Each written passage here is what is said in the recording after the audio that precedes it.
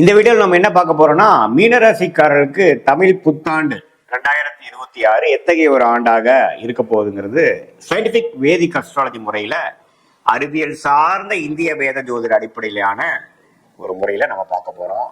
இது மாதிரி பரிகாரங்கள், மூட நம்பிக்கைகள் அதுக்குள்ளெல்லாம் போகாமல் ஒரு ஒரு கிரகமும் ராசிக்கு ஒரு இடத்துல இருக்கும் பொழுது, இந்தந்த அமைப்பில் இருக்கும் பொழுது, குறிப்பா ஆண்டு கிரகங்கள் அமைப்பு இருக்கும் பொழுது எத்தகைய ஒரு பொது தாக்கத்தை, பொது பலனை அந்த ராசிக்கு கொடுக்க போகிறது, 2026 எது மாதிரி ஒரு மாற்றங்களை நம்ம எதிர்பார்க்கலாம் அப்படிங்கிறத மீனராசிக்காரர்களுக்கு தமிழ் புத்தாண்டு ஒரு வருட காலம் ஏப்ரல் 14, 2026 ஏப்ரல் 13, 2027 வரைக்கும் இருக்கான ஒரு ஆண்டு சித்திரை 1ஆம் தேதியிலிருந்து அடுத்து வரக்கூடிய ஆண்டு முடிவது வரைக்கும் எப்படி ஒரு தாக்கத்தை கொடுக்குது, எது மாதிரி ஒரு பலாபலன்களை மீனராசிக்காரர் கொடுக்க போகுதுங்கிறது துல்லியமா பார்க்க போறோம்.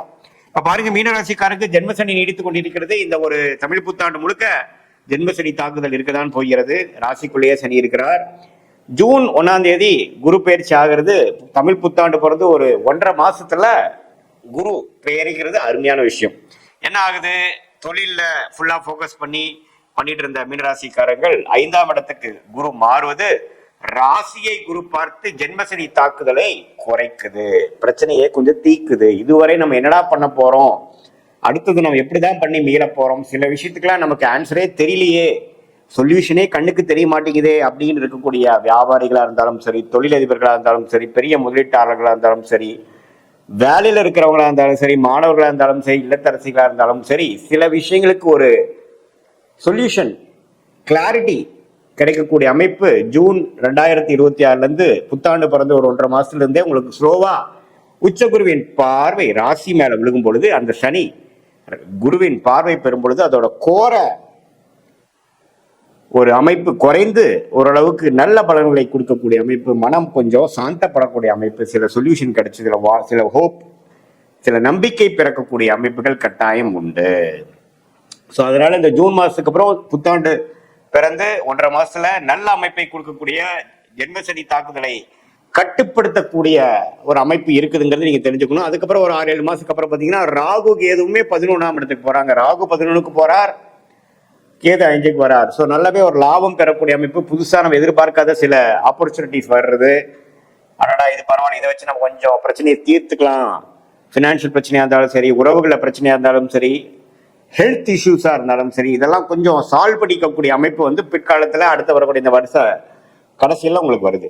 ஸோ எப்படி பார்த்தாலும் நடக்கக்கூடிய இந்த தமிழ் புத்தாண்டு குரு பயிற்சி 1.5 மாசத்திலிருந்து நல்ல மாற்றத்தை மீனராசிக்காரர்களுக்கு கொடுக்கக்கூடிய அமைப்பு உண்டு. ஸோ கடந்த 6-7 மாசமாக ஜென்மசனி தாக்குதல்ல நம்ம கஷ்டப்பட்டு இருக்கக்கூடிய மன இறுக்கத்தோட உச்சத்துக்கு இருக்கக்கூடிய, அது சந்திரன் சனியோட சேர்ந்தோ, சனிப்பார்வை பெற்றோ, ராகு கேதுகளோட சம்மந்தப்பட்டோ ஒரு இருள் சந்திரனாக இருந்து மீனராசியில பிறந்தவங்களுக்கு இன்னுமே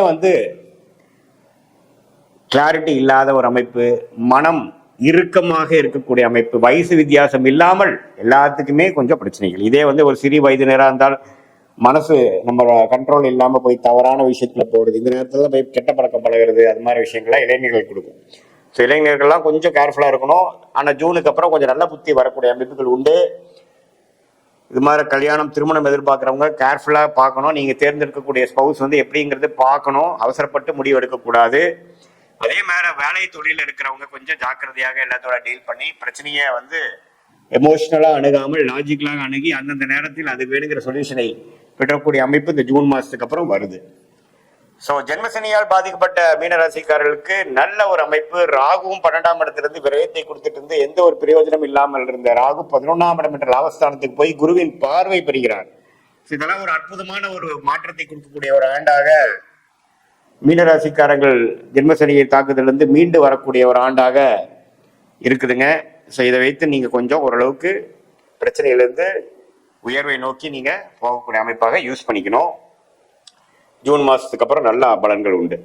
ஸோ இது பொதுவான பலனே தவிர உங்களுடைய ஜென்ம ஜாதகத்துல நீங்க பிறந்த தேதி, பிறந்த நேரம், பிறந்த உரை வைத்து வரக்கூடிய திருக்கணித பஞ்சாங்கத்தில் உங்க ஜாதகத்தை போட்டு நீங்க எந்த லக்னத்துல பிறந்தீங்க, நீங்க மீனராசியில ரேவதி நட்சத்திரமா இருந்தாலும் சரி, உத்திரட்டாதி நட்சத்திரமா இருந்தாலும் சரி, புரட்டாதி நட்சத்திரமா இருந்தாலும் சரி, நீங்க எந்த லக்னத்துல பிறந்தீங்க, லக்னாதிபதி எப்படி இருக்கிறார், என்ன தசாபுக்திகள் நடந்து கொண்டிருக்கிறது, நல்ல யோகமான தசைகள் உங்கள் லக்னத்துக்கு போயிட்டு இருக்காங்கிறதெல்லாம் பார்த்து, நல்ல யோகமான தசைகள் போகும்பொழுது நான் சொன்ன பலன்கள் கொஞ்சம் தீய பலன்கள் குறைவாகவும், கொஞ்சம் சுமாரான தசை போகும்பொழுது நம்ம சொன்ன அந்த தீய பலன்கள் கொஞ்சம் அதிகமாகவும் இருக்குமே ஒழிய, மற்றபடி உங்களுடைய ஜாதகத்தை பார்க்கும் பொழுது இன்னுமே துல்லியமான பலன்கள் எடுத்து அடுத்த வரக்கூடிய 3 வருடம், 1 வருடம், 6 மாதம், ஷார்ட் டேர்ம் லாங் டேர்ம்லாம் எப்படி இருக்கு, எது மாதிரி திசையில் நம்ம வாழ்க்கையை திரும்ப போகிறது, எது மாதிரி டெசிஷன் எப்போ எடுக்கலாம், எப்போ மாறலாம், எப்போ வந்து ஒரு இடத்த விட்டு ஒரு இடம் மாறக்கூடிய அமைப்புகள் இருக்கு, வெளிநாடு இப்போ அரசு உத்தியோகமா, கார்பரேட் லைஃபா, தொழிலா, வேலையா, குடும்பத்துல உறவுகள், கல்யாணம் எப்போ, குழந்தை பேர் எப்போ எதிர்பார்க்கலாம், எப்போ வந்து நமக்கு சுப விஷயங்கள்லாம் தடைகள் நீங்க போகிறது, எப்போ கடன் அடையும், எப்போ பிரச்சனையிலேருந்து நான் மீண்டு வருவேன், இது மாதிரி பல விஷயங்கள் எந்த ஒரு மூட நம்பிக்கையிலையும் போகாமல், பரிகாரங்கள்லாம் போகாமல் எப்படி இருக்கு கிரகம், எந்த மாதிரி காமிக்குது, எது மாதிரி விஷயங்கள் நம்ம காத்து கிடைக்கிறது, எது மாதிரி திசையில நம்ம எது மாதிரி செய்தால் நம்ம வந்து உண்மையுமே நம்ம பலன்களை, நம்ம வாழ்க்கை விஷயத்தை உண்மையுமே நம்ம மேம்படுத்த முடியும், நம்ம பொட்டன்ஷியல் எப்படி இன்க்ரீஸ் பண்ண முடியுங்கிற அளவுக்கு நம்ம கண்டிப்பா சயின்டிபிக் வேதிக் அஸ்ட்ராலஜி முறையில கண்டிப்பா பார்த்து அதுக்கு வேணுங்கிற தீர்வுகளை தேர்ந்து எந்தெந்த டைம் லைன்ஸ் என்ன, எது மாதிரி யோகமான தொழில், யோகமான படிப்பு, யோகமான வேலை, எந்த துறை நமக்கு நல்லா இருக்கும், எந்த நேரத்துல மாறலாம், எப்போ வந்து நமக்கு ஓரளவுக்கு எக்ஸஸ் ஆஃப் அமௌண்ட் வந்து உங்களுக்கு கடன் அடையும், எப்போ வந்து குடுக்கல் வாங்கல பிரச்சனை தீரும், எப்போ வம்பு வழக்குகள் தீரும், வழக்குகள் உங்களுக்கு சாதகமா எப்போ வரும்,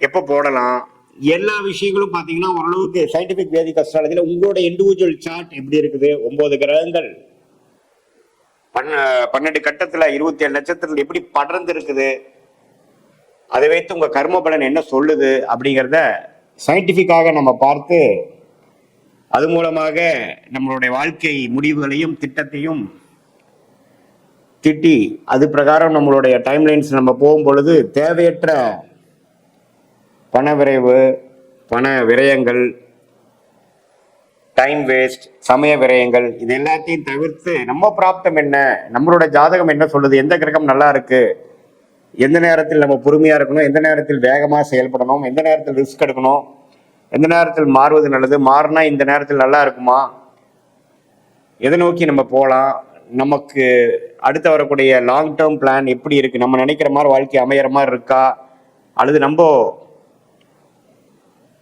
ரிஸ்க் எடுத்து நம்ம மாட்டிக்கூடாதா அப்படிங்கிறத எந்த விதத்திலையும் மூட நம்பிக்கையில போகாமல் துல்லியமான பலன்கள், நம்ம கிரகம் எந்த அமைப்புல இருக்கு, திக்பலம், ஸ்தான பலம், திருப்பலம் பொறுத்து உங்க கர்மா எப்படி செயல்படுங்கிறத துல்லியமாக பார்த்து அது மூலமாக நல்ல கிளாரிட்டி பெற்று வாழ்க்கையில் தேவையற்ற விஷயங்களை தவிர்த்து நேர்முகமாக போய் எந்த ஒரு எதிர்மறையான ஒரு எண்ணங்களை போகாமல் வாழ்க்கையில் எளிதில் வெற்றி பெற முடியும் என்று சொல்ல விரும்புகிறேன். மீண்டும் மற்றொரு காணொலியில் சந்திப்போம். நன்றி, வணக்கம்.